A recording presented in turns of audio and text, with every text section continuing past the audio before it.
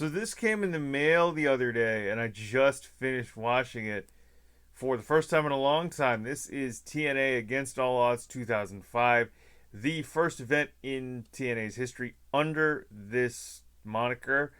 A couple of matches on this card.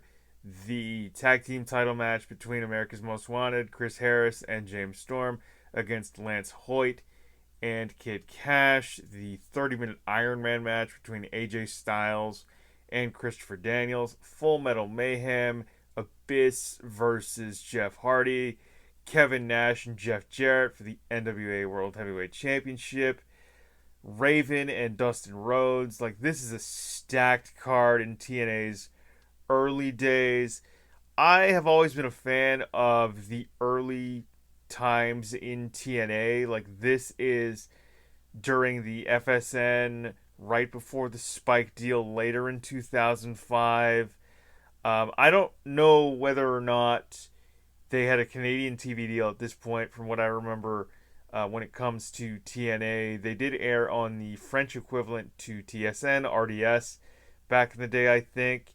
But I don't think they had a Canadian TV deal, so I remember watching a lot of their webcasts on their website back in these days. But this just brings back a whole bunch of memories. My favorite part of this card was the Full Metal Mayhem match between Abyss and Jeff Hardy. I've always been a big fan of Abyss.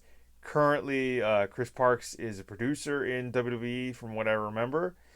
But I just think this era of TNA is somewhat slept on, and it's very nostalgic for a wrestling fan like me. I really enjoyed the alternative that TNA was back in these days. I still enjoy TNA now, like Impact Wrestling and all that. But this, my God, I so love this era of TNA. But again, like, it was just amazing being like a teenager and seeing an alternative to WWE, and this pay-per-view knocks it out of the park. Let me know, what do you remember of TNA between 2005 and sort of 2008, or like the early days of TNA? Leave your memories in the comments. Or if you saw TNA Against All Odds 2005, let me know what you think. But there it is. My thoughts on TNA Against All Odds 2005. Love this era of TNA. Absolutely fantastic.